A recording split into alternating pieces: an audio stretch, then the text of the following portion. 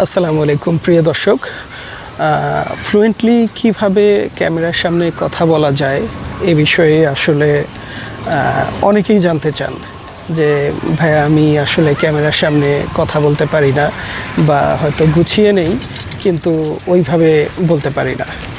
তো আসলে এই যে দেখেন আমি হেঁটে হেঁটে কথা বলছি, এই অভ্যাসটা আমার আসলে এখনও আমি ওইভাবে পারি না, কিন্তু এই অভ্যাসটা আমি করে নিচ্ছি।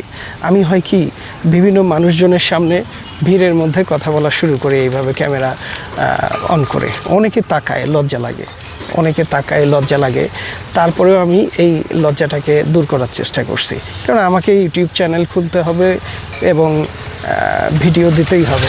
তো যদি আমি ভিডিওই না করতে পারি তাহলে আমি কি দেব?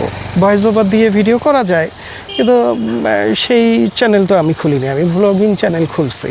তো সেক্ষেত্রে আমাকে ভিডিও করতেই হবে, আমাকে ক্যামেরার সামনে আসতেই হবে। তা আমি করলাম কি, যে হচ্ছে যেখানে মানুষজন বেশি রাস্তাঘাটে ওখানে ক্যামেরাটা বের করে, ক্যামেরা তো না এই আর কি, এই ফোনটা বের করে সেলফি স্টিকে লাগিয়ে কথা বলতে বলতে যাচ্ছি। অনেক ছেলে মেয়ে অনেক কিছু, অনেকেই তাকায়, তো একটা লজ্জা ভাব আসে। তো এই লজ্জা ভাব আসার পরেও আমি ভিডিও করলাম, করতে করতে আস্তে আস্তে আমার লজ্জাটা একটু কেটে গেল। তো এখন যেটা হচ্ছে যে আমি কথা বলতে পারতেছি।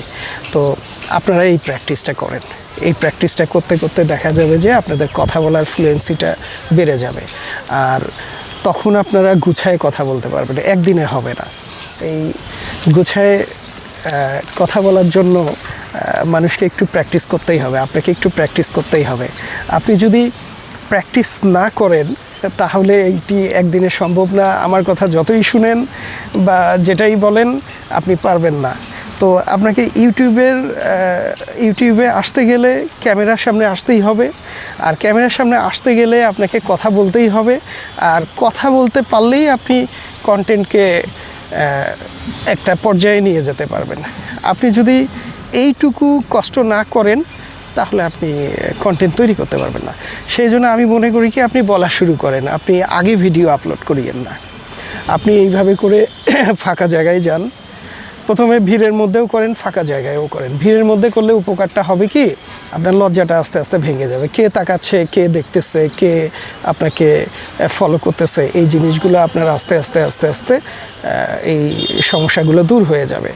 আর তখন নির্জন এলাকায় গেলেও আপনি দেখেন সুন্দর পরিবেশে সুন্দর করে ঠান্ডা মাথায় আপনি কথা বলতে পারবেন, একদম যে বিষয়গুলো আপনার সাবস্ক্রাইবারের উদ্দেশ্যে বলা উচিত সেই জিনিসগুলো মাথায় সুন্দরভাবে এনে আপনি বলতে পারবেন। তো আমিও এইভাবেই প্র্যাকটিস করতেছি। আমার চ্যানেলের বয়স খুব বেশি না, 1-1.5 মাস।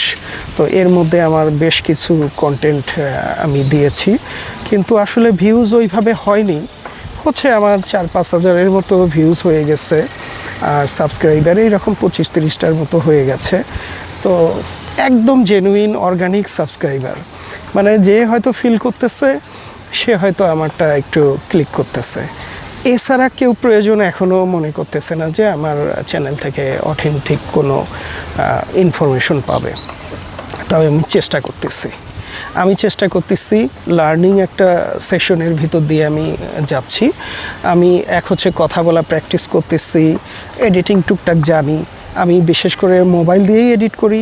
আমি আপনাদেরকে এ বিষয়ে জানানোর জন্য 2টি ভিডিও দিয়েছি, আমি কোন অ্যাপস দিয়ে ভিডিও এডিট করি। তো এই বিষয়গুলোই আমি আসলে শেয়ার করার উদ্দেশ্যে এই ভিডিওটা বানাচ্ছি। সবচেয়ে বড় সমস্যা এই ক্যামেরার সামনে কথা বলা, গুছিয়ে কথা বলা। এটি একদিনে হবে না, আপনি শুরু করে দেন। আপনি এইভাবে করে কোনো একটি এলাকায় যে আপনি কথা বলতে থাকেন, যে কোনো একটা টপিক সিলেক্ট করে ওই বিষয়ে আপনি কথা বলতে থাকেন, ইনশাল্লাহ হয়ে যাবে। আর যদি ভিডিওটি ভালো লেগে থাকে তাহলে সাবস্ক্রাইব করে অবশ্যই পাশে থাকবেন এবং আমার জন্য দোয়া করবেন। আসসালামু আলাইকুম।